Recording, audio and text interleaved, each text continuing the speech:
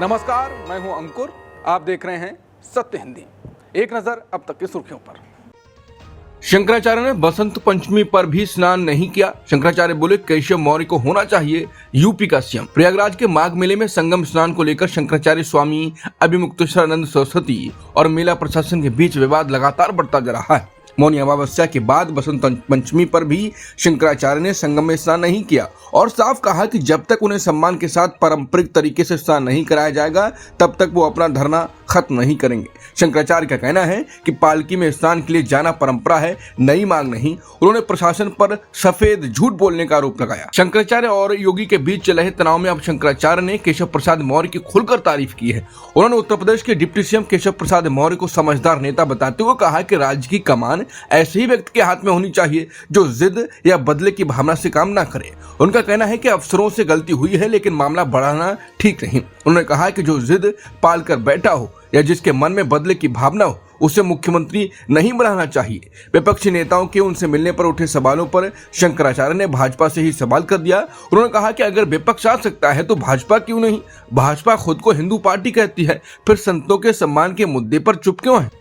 मोदी बोले भारत बन रहा मजबूत राष्ट्र। बोले ताकत बढ़ाना और सही समय पर इस्तेमाल करना जानता है। बोले कमजोर देश लक्ष्य नहीं पाता। पीएम मोदी ने पराक्रम दिवस के मौके पर कहा कि भारत अब एक और मजबूत और दृढ़ राष्ट्र के रूप में उभर रहा है। उन्होंने कहा कि कोई भी कमजोर देश अपने लक्ष्य हासिल नहीं कर सकता। इसीलिए नेताजी सुभाष चंद्र बोस भी हमेशा एक शक्तिशाली भारत का सपना देखते थे।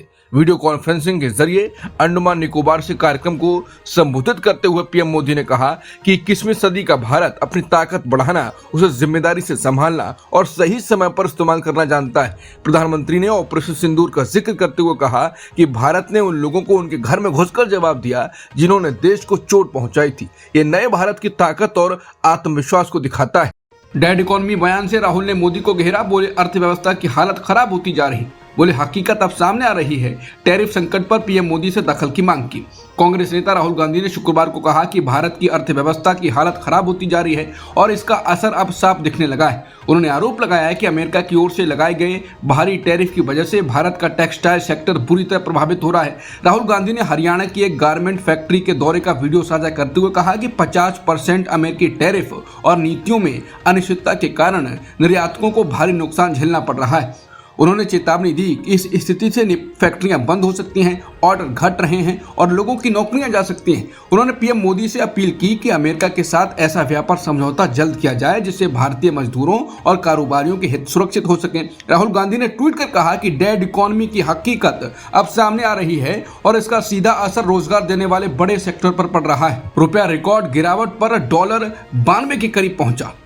रुपया रिकॉर्ड गिरावट पर डॉलर के मुकाबले 92 के करीब पहुंचा। भारतीय मुद्रा रुपया शुक्रवार को अपने इतिहास के सबसे निचले स्तर पर पहुंच गया। विदेशी निवेशकों के लगातार पैसा निकालने और आयातकों द्वारा डॉलर खरीदकर बचाव करने की वजह से रुपया दबाव में दिखा। शुक्रवार को रुपया $92 प्रति डॉलर के बेहद करीब पहुंच गया और 91.96 के रिकॉर्ड निचले स्तर को छू लिया। बाद में ये 91.94 पर बंद हुआ, जो एक ही दिन में करीब 0.4% की गिरावट है। अगर पूरे हफ्ते की बात करें तो रुपया लगभग 1.18% कमजोर हुआ है। वहीं इस महीने अब तक इसमें करीब 2.3% की गिरावट दर्ज की गई है। बीएमसी में नए खेल के मिले संकेत, क्या उद्धव गुट देगा बीजेपी को समर्थन? मुंबई के सबसे अमीर नगर निगम बीएमसी की सत्ता को लेकर महाराष्ट्र की राजनीति में नया सस्पेंस खड़ा हो गया है। चर्चा है कि शिवसेना यूबीटी बीजेपी को समर्थन दे सकती है ताकि उप मुख्यमंत्री एकनाथ शिंदे को किनारे किया जा सके। बताया जा रहा है कि शिंदे गुट लगातार बीजेपी पर दबाव बना रहा है कि मुंबई मेयर का पद और प्रमुख समितियों की चेयरमैनशिप उन्हें दी जाए, लेकिन इसी बीच एक नया समीकरण चर्चा में आ गया है। ये अटकलें तब तेज हुई जब एमएनएस प्रमुख राज ठाकरे ने बाला साहेब ठाकरे की 100वीं जयंती पर सोशल मीडिया पोस्ट किया। उन्होंने कहा कि राजनीति में कभी कभी लचीला रुख अपनाना पड़ता है, लेकिन मराठी लोगों के हित से समझौता नहीं होगा। इस बयान को राजनीतिक संकेत माना जा रहा है। एसआईआर प्रक्रिया पर ममता ने लगाए गंभीर आरोप। हर रोज 3-4 लोग कर रहे हैं आत्महत्या। किया दावा।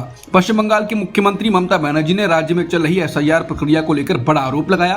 उन्होंने कहा कि वोटर लिस्ट से जुड़ी इस प्रक्रिया के कारण लोगों में डर और चिंता का माहौल है और इसी तनाव की वजह से राज्य में रोज 3 से 4 लोग आत्महत्या कर रहे हैं। ममता बनर्जी ने दावा किया कि अब तक 110 से ज्यादा लोगों की मौत हो चुकी है। उन्होंने कहा कि इन मौतों की जिम्मेदारी भारत के चुनाव आयोग और केंद्र सरकार को लेनी चाहिए। तमिलनाडु से मोदी का चुनावी शंखनाद, पीएम मोदी बोले डीएमके की उल्टी गिनती शुरू हो गई है। तमिलनाडु में डबल इंजन सरकार का दावा किया, केरल में भी दिया डबल इंजन वाला संदेश। तमिलनाडु में विधानसभा चुनाव से पहले सियासी माहौल गर्म हो गया है। पीएम मोदी ने शुक्रवार को मदुरंतकम से एनडीए के चुनाव अभियान की औपचारिक शुरुआत की। रैली को संबोधित करते हुए पीएम मोदी ने राज्य की सत्तारूढ़ पार्टी डीएमके पर तीखा हमला बोला। उन्होंने कहा कि अब डीएमके सरकार की विदाई की उल्टी गिनती शुरू हो गई है। मोदी ने भरोसा जताया कि तमिलनाडु में इस बार डबल इंजन की एनडीए सरकार बनेगी। उनका कहना था कि केंद्र और राज्य में एक ही गठबंधन की सरकार होने से विकास कार्य तेजी से आगे बढ़ते हैं और जनता को सीधा फायदा होता है। केरल में विधानसभा चुनाव से पहले प्रधानमंत्री मोदी ने जनता से बड़ा चुनावी संदेश दिया। शुक्रवार को तिरुवनंतपुरम में बीजेपी और एनडीए की मिशन केरल रैली को संबोधित करते हुए पीएम मोदी ने राज्य की जनता से बीजेपी को स्पष्ट और निर्णायक जनादेश देने की अपील की। मोदी ने कहा कि केरल के विकास के लिए डबल इंजन सरकार जरूरी है। उनका कहना है कि जब केंद्र और राज्य में एक ही गठबंधन की सरकार होती है तो राष्ट्रीय स्तर पर चल रही विकास योजनाओं का पूरा लाभ राज्य को मिल पाता है। डीएमके बनाम एनडीए बड़ी जुबानी जंग, तमिलनाडु एनडीए के साथ नहीं, बोले स्टालिन। मुख्यमंत्री और डीएमके प्रमुख एमके स्टालिन ने प्रधानमंत्री मोदी के बयान पर तीखा पलटवार किया। स्टालिन ने कहा कि तमिलनाडु हमेशा एनडीए के लिए चुनौती बना रहेगा क्योंकि एनडीए ने राज्य के साथ लगातार विश्वासघात किया है। उन्होंने आरोप लगाया कि पीएम मोदी सिर्फ चुनाव के समय ही तमिलनाडु आते हैं। स्टालिन ने पीएम मोदी से कई सवाल भी उठाए और केंद्र सरकार की नीतियों पर सवालिया निशान लगाए। वो रूस पर निर्भरता घटाकर पश्चिम एशिया, अफ्रीका और दक्षिण अमेरिका जैसे क्षेत्रों से ज्यादा तेल खरीदने की तैयारी कर रहे हैं ताकि सप्लाई में किसी तरह की कमी ना हो। बताया जा रहा है कि भारत पेट्रोलियम और ब्राजील की राष्ट्रीय तेल कंपनी के बीच ये समझौता अगले हफ्ते इंडिया एनर्जी वीक सम्मेलन के दौरान औपचारिक रूप से साइन किया जाएगा।